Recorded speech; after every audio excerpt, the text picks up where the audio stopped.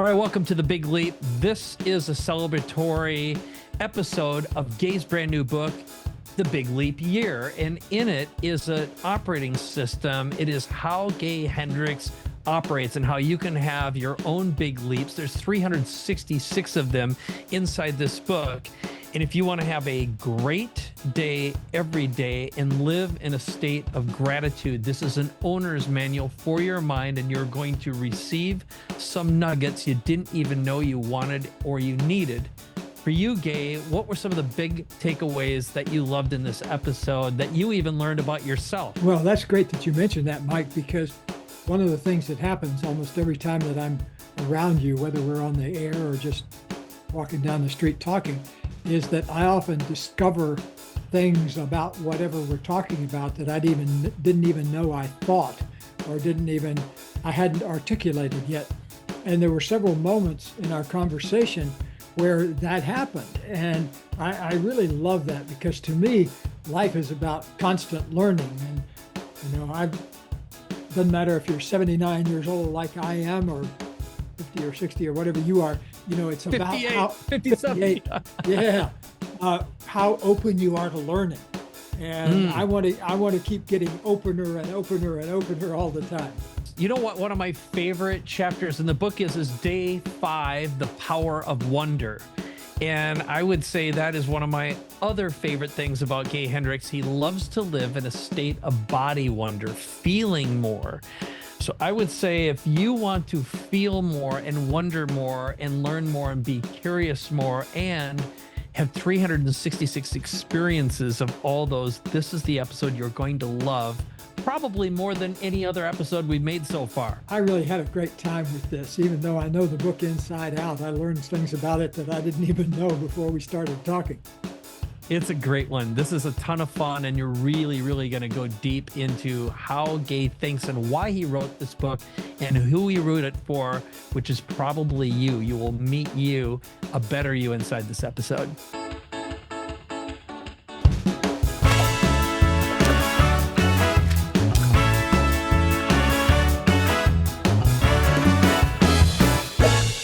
Gay Hendricks, you've got big news. What is it? All right. I've got big news indeed. I have a new book out, and it's a day-by-day book, which takes the big leap into something you can do every day for a minute or 2 or 5. So it's called Your Big Leap Year, and it's just making its birthday this month. And so I really would love it if everybody got out there and started practicing the day at a time big leap. It's got 366 different activities in it. Why 366? Well, it's because some years are leap years, like this one.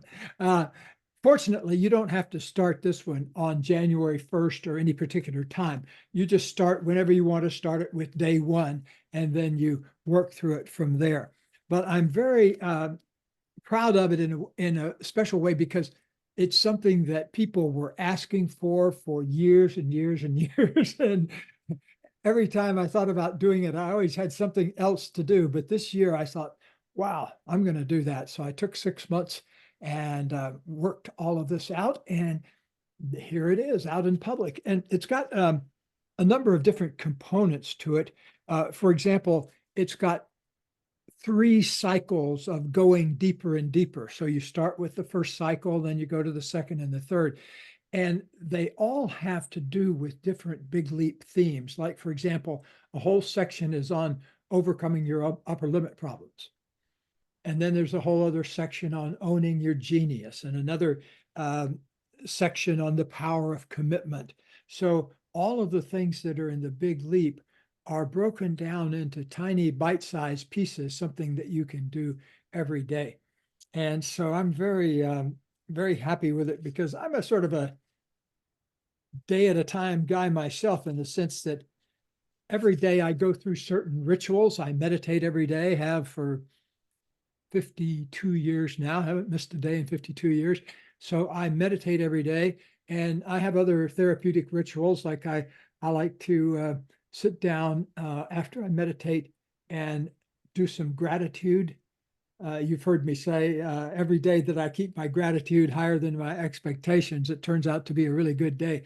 Well, I work on getting my gratitude up first every day, and then I go out into my day, hopefully with my gratitude higher than my expectations. So that's a big part of the big leap. Your big leap year also is establishing a new ground of being where you're really living in your genius and therefore living in a state of gratitude all the time. So I really ask me some questions about it. Yeah, I'm just starting to do all the PR on it right now. So this is be a great. good interviewer. I will. So the first thing that would you so when you think about it, so you got 366 is it segments, chapters, and how No, long is each one? Why don't you give us an example okay. of a juicy nugget that you think is super um well, representative of what the experience of reading the book is like. Let's just begin there. Yes. So if you're watching this on a screen, I'll hold up a picture of the first page. It just says day one. Day And one. Okay. if you're listening to it, each day has, each page has a different day. So you start with day one. It's called Beginning Your Big Leap Year. I'll just read you a section because Yeah, do it, please. uh, begins with a very bold question. Would you be willing to make this day the first in 365 days of positive leaps in your life? So that's the big question. So most Nice. people will say yes to that. With your willingness and commitment, you can transform this day and every day to come into a journey to your highest creative potential, what I call your genius. Over the course of the next 365 days, you'll have the opportunity to clarify and manifest many goals of your own. As you bring your own chosen desires into reality, you'll also get a thorough grounding in the meta goal of this book to assist you in making your whole life an expression of your genius. Ready and willing? If so, today's leap sets your journey to genius in motion. So each day has an activity. And sometimes it's something you do in your mind. Sometimes it's an affirmation, something you write down, perhaps. So here's to the first day. Use this comprehensive commitment to guide each day of your journey. I commit to expanding my genius every day of my life.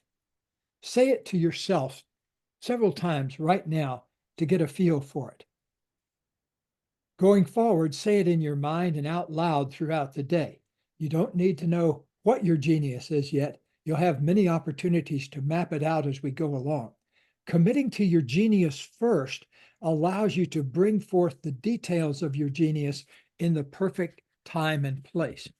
So I want to flesh that out a little bit, if I may. See, a Yeah. lot of people stop because they haven't figured out what their genius is. And I'm saying that's where you should start.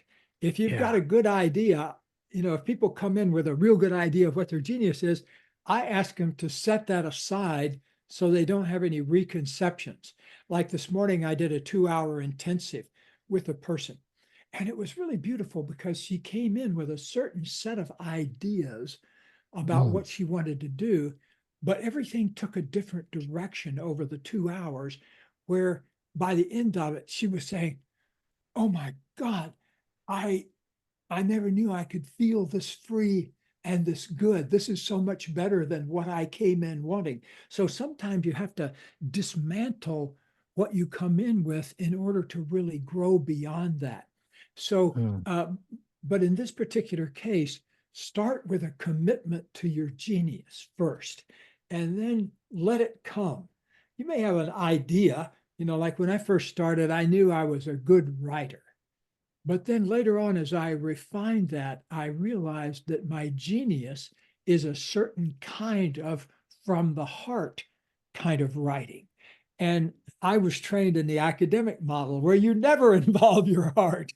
And so I, I wrote a book that came from my heart. And it was a real leap because I came from that academic model, and I was at the time a professor at a major university. And so suddenly I'm coming out with a book called Learning to Love Yourself.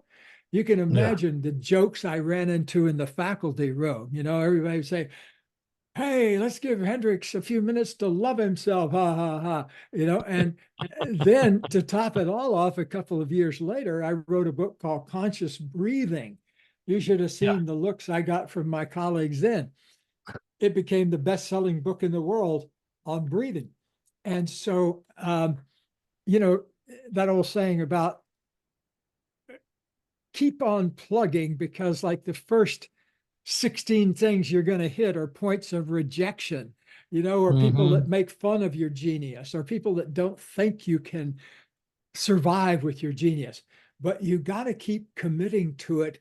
I use that example of the automatic pilot on the plane. Set yourself in motion toward the destination of owning your genius fully, of expressing your genius fully in the world. And then be like the automatic pilot. When you drift off, just come back and recommit again. When you drift Yeah. off, come back and recommit. Most of your life is going to be spent drifting. It's just knowing how to recommit and get back in the groove again. And, like a friend of mine, he comes from a 12-step tradition. He was a major Mm. alcoholic. And he said that he was sober for 9 years. And then he got cocky. And one day he said, one glass of Chardonnay is not going to hurt anybody. I've been, sober for 11 years. What's one glass of wine? And he woke up 11 years later, basically. His life went down the tube for 11 years. And so lots of people, lots of our people listening and will have taken some pretty big detours in their life. I hope you didn't take an 11-year detour into addiction, but Yeah. maybe you did. But at some point, you got to forget all that and just recommit and leave that all behind. And I've had people in here that have had maybe, you know, 7 or 8 different bankruptcies and then found their genius and Wow. went on to success. So, and I've also had people in here in their 70s that that didn't have that hadn't gotten around to their genius, and to see how miserable they were and how despairing they were.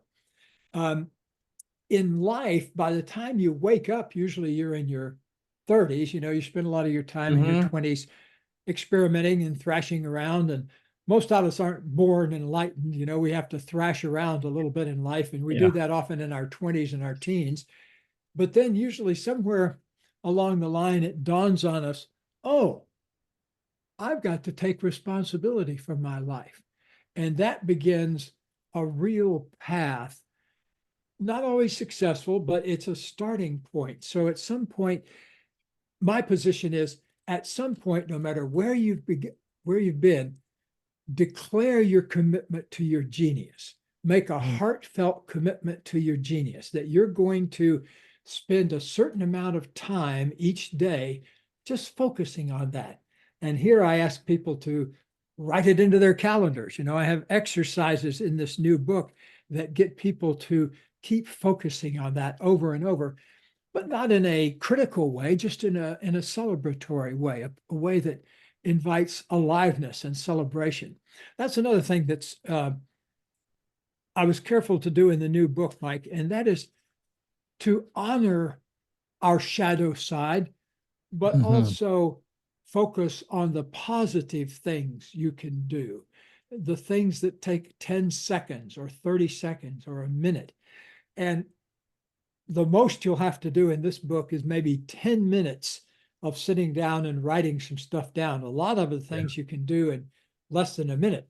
So I know for a fact that moments of enlightenment are great, but it's the dedication to putting them into life, regular old ordinary life, day after Yeah. day after day, is where really things stick. Well, man, there's a lot to unpack there.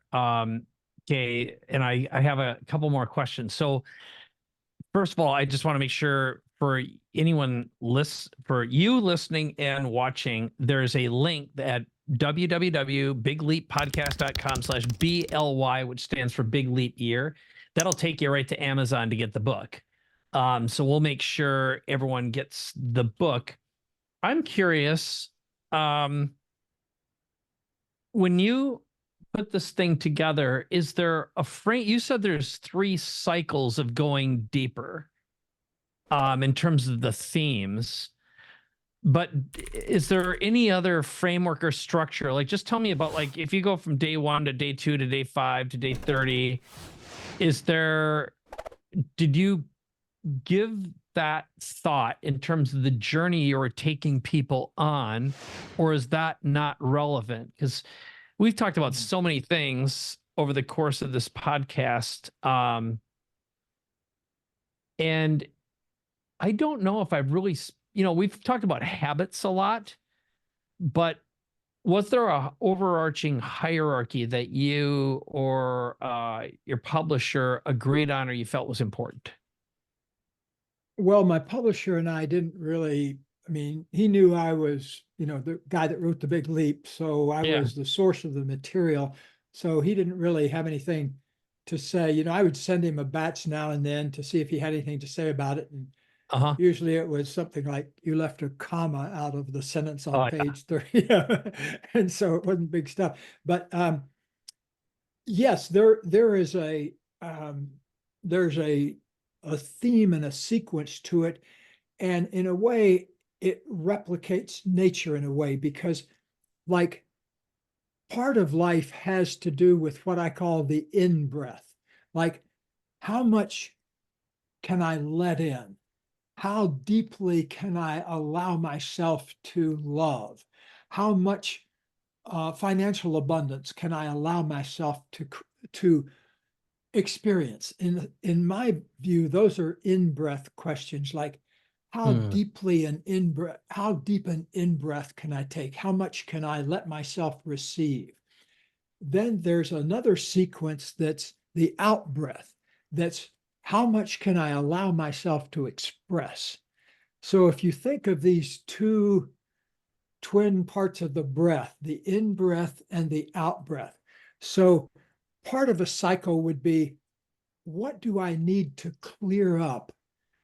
What limiting beliefs do I need to clear up so that I can take that full in-breath, so that I can allow myself the full measure of life's goodness?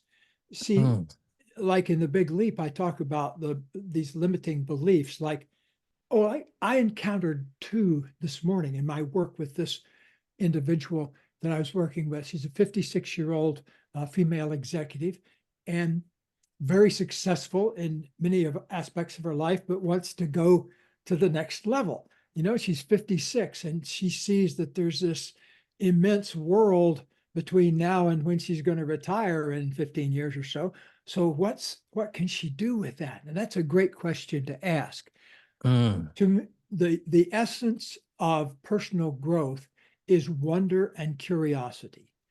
Anytime you begin to wonder, you get out of your fixed way of looking at it and say, I wonder what needs to happen for X individual to transcend their current difficulties. A pure wonder that gets out from under all your knowledge about the situation. And that kind of thing, it's only possible through the technology of curiosity and wonder. And so once you begin to open up, wonder is part of that in-breath, part of that, I say, going from awe to awe, AWE, going to, wow, you get the awe of life, but then you get the awe of life, the magnificence of creation, and the fact that we human beings, I mean, think of how creative you are, just down in your cells. When you left your daddy's penis, there was about 250,000 of you. You were in a race with 250,000 people. So imagine being in a race with half the population of San Francisco. and you're running across the Golden Gate Bridge, and you got to Marin County before the rest of the 249,000. Does that make you a winner or a loser?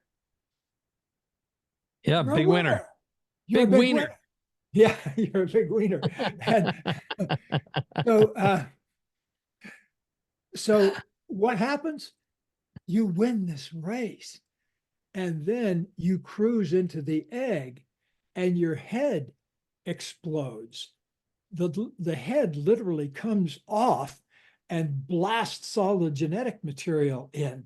And then that starts a whole other thing, because as soon as you're one, you're connected to the egg, you're one thing. What does that egg begin to do? Divide.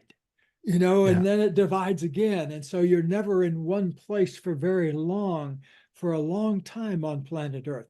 But here's the thing, Mike, imagine how blessed and lucky we all are that we were the winner, first of all, of the sperm race. But even Yeah. going beyond that, there's what about, I think about 9 million species on this planet.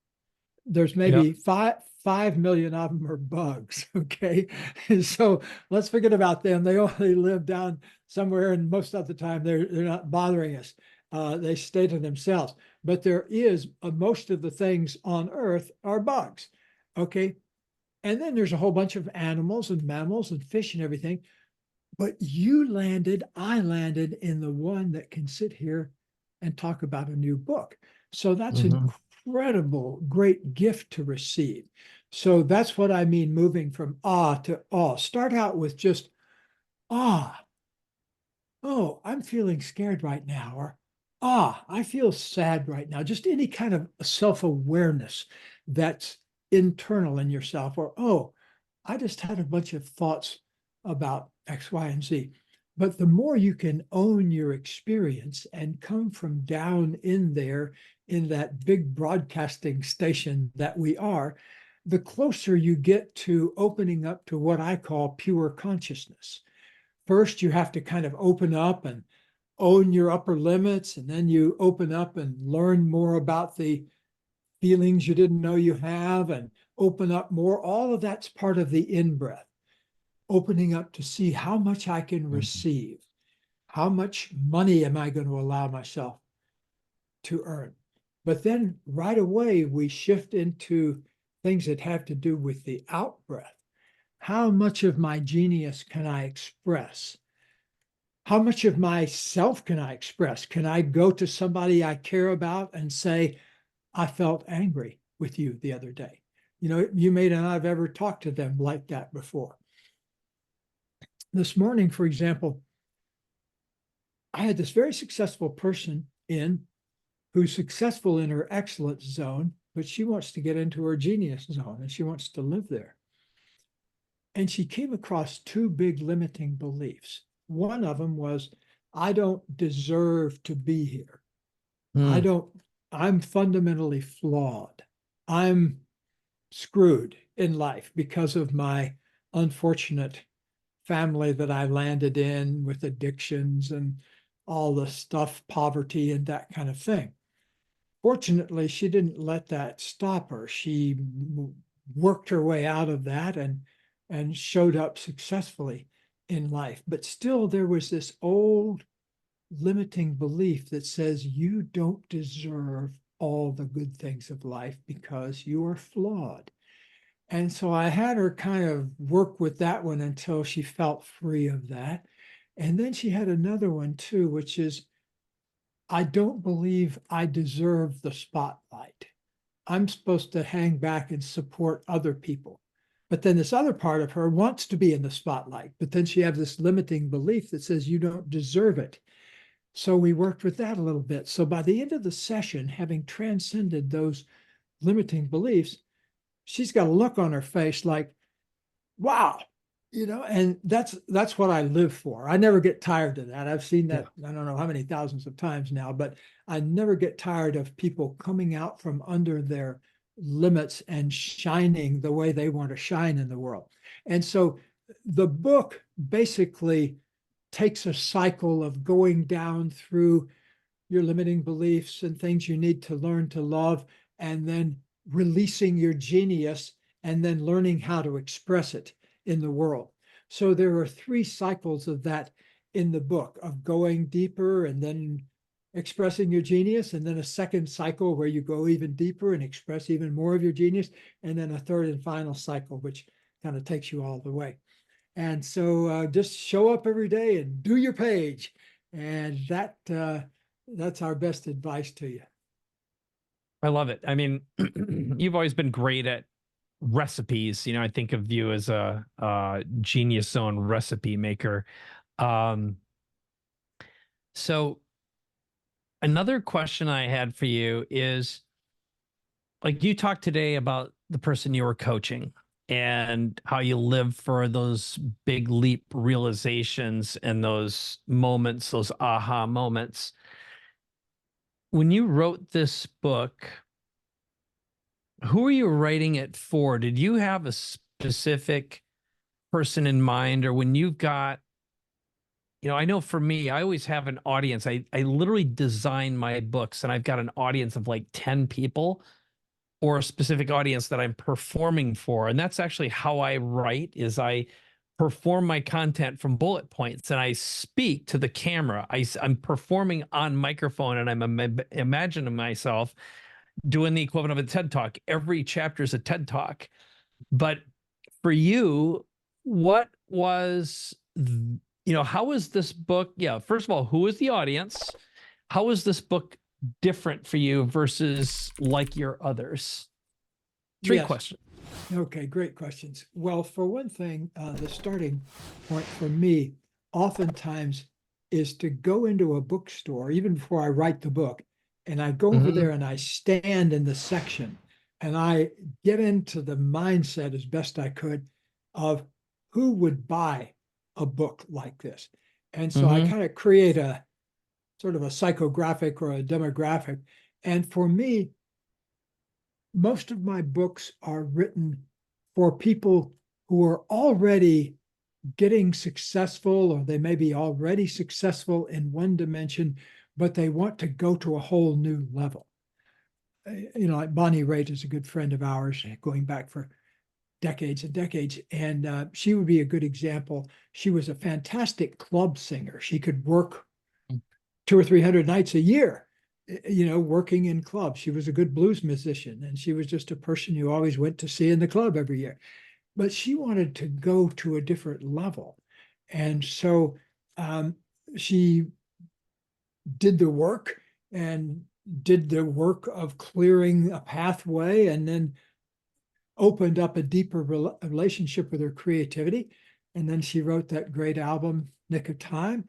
And at that time, there was a new president of Capitol Records, and, loved it. And suddenly, like Clive Davis says, one night you're singing in clubs and the next night you're singing in stadiums. And that's the way success often goes. And so I'm writing for a person who's already had a glimmer that they can be successful, or a good taste of it. So I get a lot of my, I guess you might say, fan mail from people in their 30s and 40s. In developmental psychology, we say your 20s, your job is to experiment. In your 30s, you find your life. In your 40s, you build your life. And in your 50s, you enjoy your life. And so a lot of the people that come to me are sometimes in their late 30s, 40s. They've built some stuff, but they now are beginning to suspect that there might be something even beyond. Yeah. And, like I've given 50 talks to groups like YPO and the Young Presidents Organizations and other organizations like that over the years. And so many successful folks have a yearning to express something they can't even name yet. That's what I'm calling genius. But I've worked with a lot of folks who look on the surface like they're successful, but they have this yearning that's not being fulfilled. And if all goes well, I can help them satisfy that yearning, because I know what it looks like. Genius is doing what you love to do, and genius is doing something that makes a contribution to now and the future. So those Mm. two elements to me are the two sacred elements of genius. I don't want to Mhm. create people who are just some mad, crazy genius that doesn't ever produce anything useful. You know, we want people who are productive geniuses, who make things, you know, good for humanity. And I believe very much that it doesn't matter. Like one of my old mentors, Abraham Maslow, used to say, it doesn't matter if you're making a genius soup or writing a genius symphony. You're still Uh-huh. drawing on that deeper part of yourself. The soup may be for 5 people. The symphony may be for 50 million people, but it doesn't matter because it's coming from that part of yourself, that curious, inventive, wonder part of yourself. Mhm. Mm. Okay, I'm gonna continue on with the other two questions, which was what how was creating this book different? Because I didn't feel like I got that answer out of this. Mhm. How was it different? How was it similar to your other books in terms of the writing process, the intentions behind it, and how it was created? This is very different. I decided to do it a different way since it was a day at a time Hmm. book, that I would write several days. Let's say I would write 5 or 10 days, and then I would send it over to a couple of my friends to look at and give me feedback on. And then I would send it over to a friend of mine, Carol, who does my editing, and she would edit them. And I would do my own editing too. But uh, I, when I do that, when I wrote books before, I never let anybody look at it while I was working on it. You know, I was just in that creative tunnel in a sense with it. And I wanted to write it from beginning to end before I let anybody else look at it. And so with The Big Leap, for example, I was with that book, you know, like 28 hours a Yeah. day for, 6 to 12 months. And nobody even, I mean, I would talk to Katie about it sometimes, but I never let her read a word of it or anything like that. And then I came out because that book particularly felt like it was all of a piece. You know, Hmm.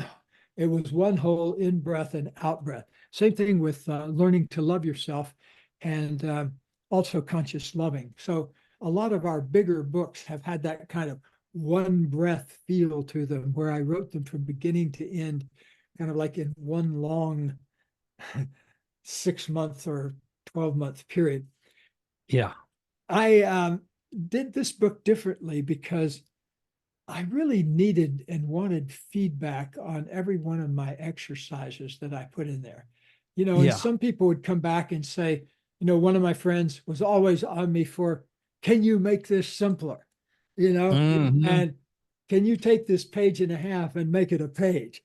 And so that was, that's one way to, and I was grateful to that. That was always useful. Sometimes I would get back and say, nope, that's as lean as I can get it, but oftentimes I was able to trim a third of a page or something out of it. So that was a great type of feedback I got.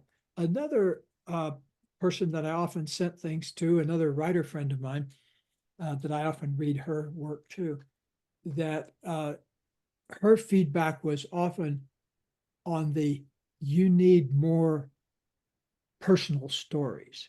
And so Yeah. you'll notice in this book, there's a tremendous number of times when I refer to my own journey. So this book has a lot of my own journey in it too, because oftentimes I've found the best example I can use is if I've experienced something, I'll use myself as the example because I know it inside out. And Yeah. so why not? And so I that was an important part of it too, was to bring more of my own story into it. And Yeah. so that's where I am. That's great. Well, while I've been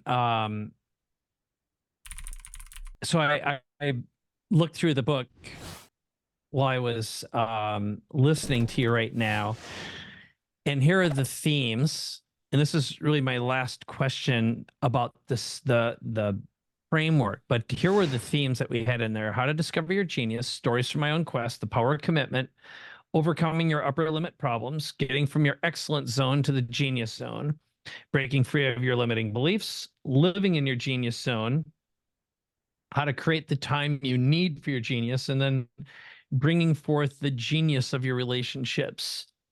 So, and then the frameworks go on to commitments that invite specific aspects of your genius, wonder questions. You talked about that, and then affirmations. So I'm curious if you had like one big tip about how to create the time you need for your genius. You talk about yours, which begin with your meditation. And I'm just curious if you had like, after working with the thousands of people you've done one-on-ones and your trainings with you, and you're working with high functioning people, and you're providing feedback and ideas for the super high performers, how do you help them create even more time for their genius, living in their genius? What shows up for you when you hear that? The number one thing to do is to take a piece of time. I start people with 10 minutes.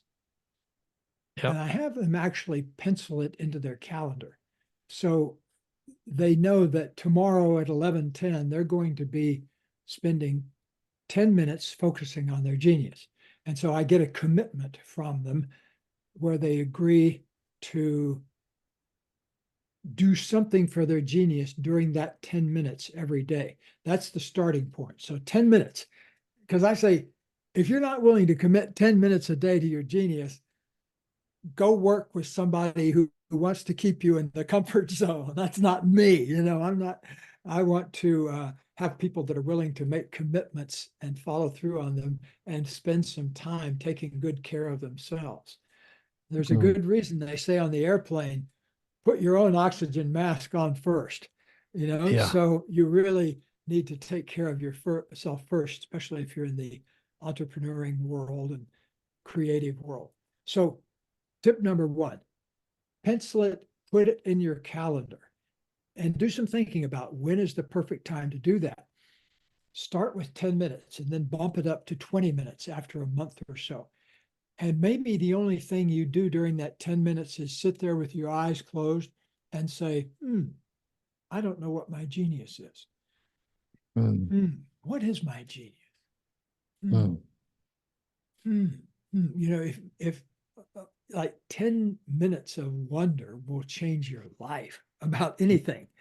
Like Einstein, according to his notebooks, spent every day for 27 years. He would spend part of each day wondering about a particular question that he had never been Yeah. able to. Yeah. And then 27 years, he's walking on the beach, I believe, over here in Santa Barbara, and boom, he gets the answer. And wow, that kind of thing tickles me pink because if you look on my wall here, I have a big sign that says wonder. And to me, wonder is sacred. It's a sacred tool that we've been given that most people underutilize. They live within the known, and what we need is freedom from the known so we can get out there in Mhm. the world of creativity and directly connect with the universe and its brilliant way of creating new things in us. Yeah. Um, so I'm going to tell you something that I, when I've worked with you for the past however many years, or as long as I've known you, which is, I think it's quickly approaching 20 years, believe it or not. Um, and something that always struck me is how much time you spend feeling in your body, like checking in to see how things feel. And when I looked through the days in the book, again, I've been doing this, while I've been listening to you, I've been looking through the book and looking for patterns. And a lot of the days are about feeling into a feeling as a reinforcement of whatever the lesson is. Yes. So talk about the connection to big leaps and paying attention to body sensations, because that's just, to me, a big core of your genius and how you incorporate that in. You're always checking in. It's like, let's feel into that for a moment. Yes. Well, there's a good reason I do that, because I use my body and its sensations, and particularly the flow of positive energy in my body, as a barometer. Yes. So if I start to eat something, even before I swallow it, I might feel that energy stopping. And I've been known to spit something into my napkin because my body was already telling me, don't swallow that, and, so I don't even question that anymore. Um, but let me give you a great example that's woven throughout the book. There's a lot of people talk about commitment, the concept commitment. I've worked with people for, 50 years now, and I've found that there's a trick, a secret to commitment that almost nobody knows, and that is to connect up the commitment in your mind with a heartfelt sense of the commitment in your body, actually feeling the commitment. So, if I ask you, are you committed to your wife? You say, yeah, well, I've been married how long? 20 years or 30 years, something like that. Yeah, going on And that, 24 for us. Yep. going on 24. And I've been with Katie for 44 years now. And so I have, at one level, a great commitment. But if I ask you now, feel how you're committed to Vivian in your body. Feel that, the quality of that commitment. Feel the heartfelt commitment. That's a very different thing than just thinking about the commitment in your mind. And so I'm always looking to connect up mind, body, and spirit ultimately, because ultimately human beings are a conscious organism that's interacting with the environment and constantly learning. That's what we are. We're a gigantic learning machine. That's how we got good at where we got to in life. I was once in an aquarium in New Zealand, and I saw a spectacle. They had a thing there called a hagfish, or also called a slime eel. And Yes. it had not changed in evolution in 300 and some million years. There had not been a change. If you go back into the fossil record, hagfish are exactly the same. They've not changed. And I got to see why. Because they're in the water, they just swim in a figure eight. That's all they do all day long. They swim in a figure eight. And if somebody tries to catch them, they exude slime. So they're very protected. They don't have to worry about predators. Nobody Yes. wants to, even a big fish doesn't want to get a mouthful of slime. And so they don't have a lot of, so they don't have any challenges. And they've gotten into this stereotyped figure eight pattern of swimming. And that's how they've been for the last 300 and some million years and haven't changed. Be careful, human beings. Be careful about replicating the hagfish in your life, going around the same things all the time, because human beings are meant to invent. And especially when you get up into your 40s and 50s, creativity comes a calling big time, because like in your 50s, the creative, the developmental challenge, every moment, creativity versus stagnation, creativity or stagnation. I bet you've met, and I bet people who are watching and listening have met lots of people who've been stagnant for a long time. They've been going through the motions for a long time. To me, that often calcifies in people's 50s when they stop reinventing themselves. So I'm a big cheerleader for constant renewal and always challenging your beliefs. Like my wife and I started, uh, Katie and I started focusing on eliminating criticism from our relationship in about 1982 or three, after we'd been together for a couple of years.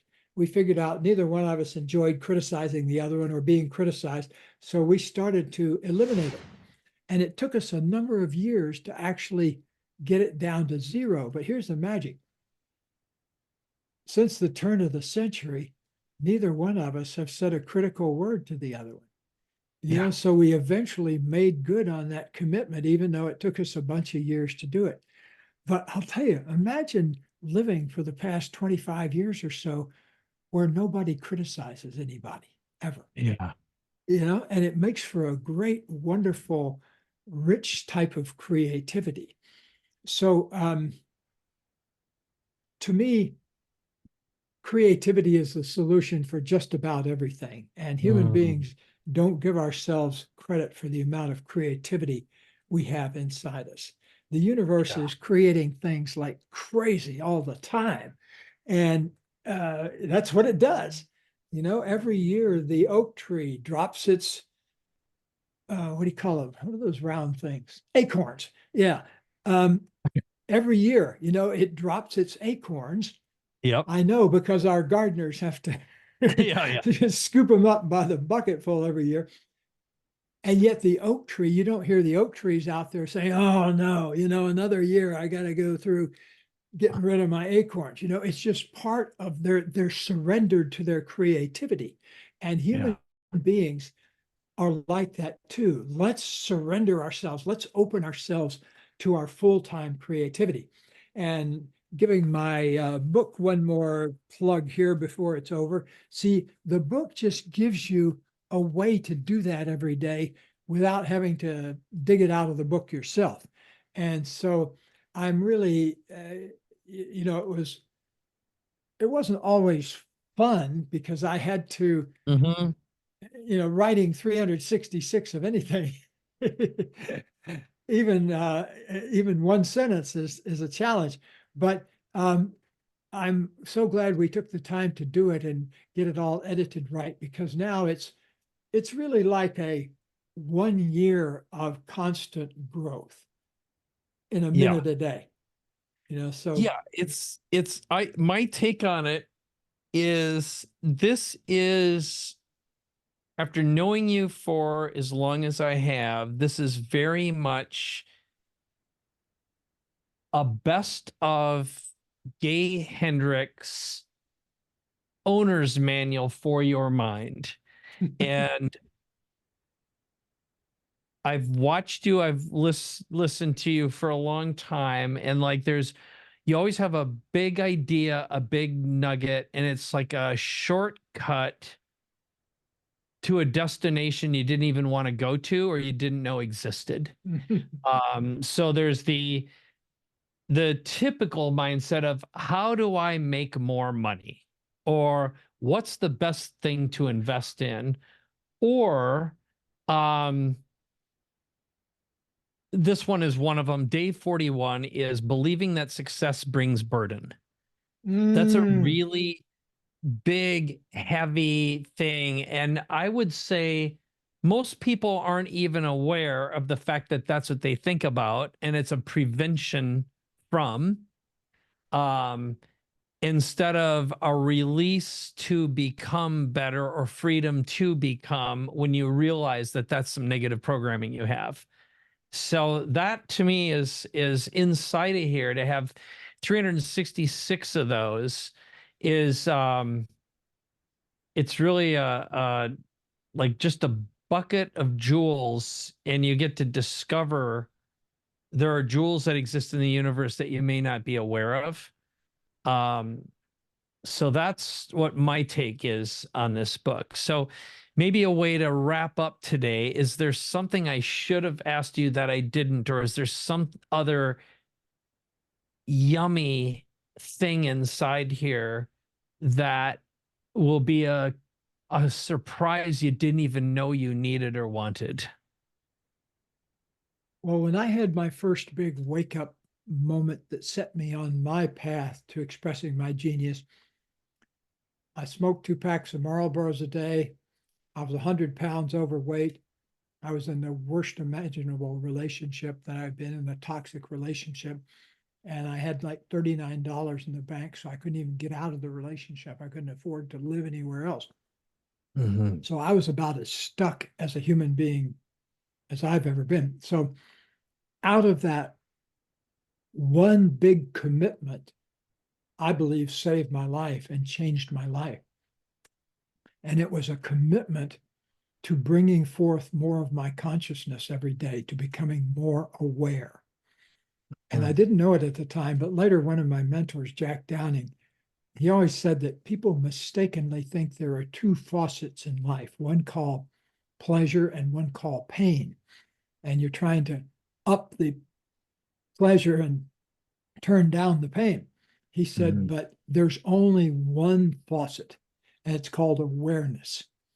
And if you will commit yourself to becoming more aware, the terms I put it is you commit yourself to expressing more of your genius every day. If you will do that one thing, make a commitment to that, that opens up territory that you wouldn't imagine.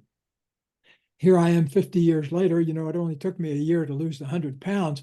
I was overweight, but it took me a lot longer than that to overcome other obstacles.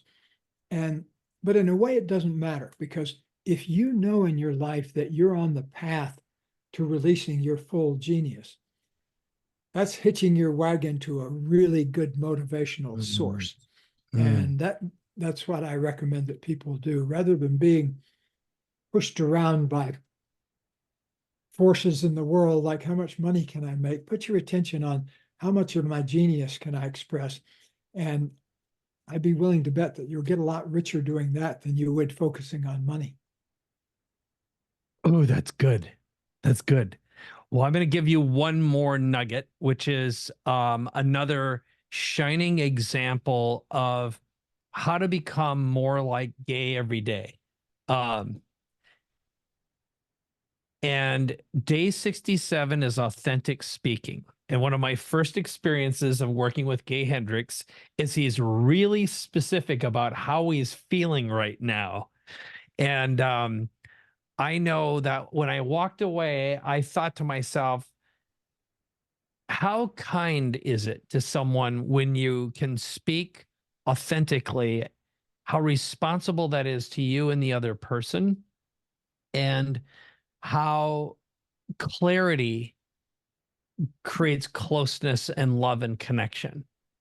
And so that's the day 67 lesson in the book. And that's where I wanted to leave us today. So Gay, I'm going to just tell our viewer listener right now, again, to go to bigleappodcast.com/BLY for Big Leap Year.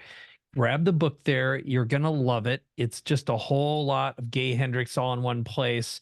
And out of all the episodes we do, Big Leap Year, I researched this in the background. That's one of our most consumed episodes we ever did. So the fact that that was, I think, 60 some episodes ago is a testament to how well I believe this book will do. Given the fact that over 350,000 copies of the original Big Leap is out there and sold. And I did a little research in the background, and already Big Leap Year is all over the internet. It has an enormous amount of traction, the book itself, and that's Macmillan who released it. So congratulations again on just like having another big successful book with a big successful publisher. It's in St. Martin's Essentials imprint, which is a great partner to have. So I'll leave you with the final words, Gay. Anything else you want to leave everyone besides go get that book right now? Do whatever you can to increase the amount of organic good feeling in your body, and do everything you can to express your authentic feeling to other people, and watch the magic that unfolds in your life. Awesome. Well, Share this episode with someone who can benefit from their own big leap year besides you, and post any big leaps that you have over at iTunes when you rate this podcast, and share it with your friends. And of course, if you're watching this on YouTube, make sure you give it an upvote and share it with someone you know too. So thanks again for another great episode.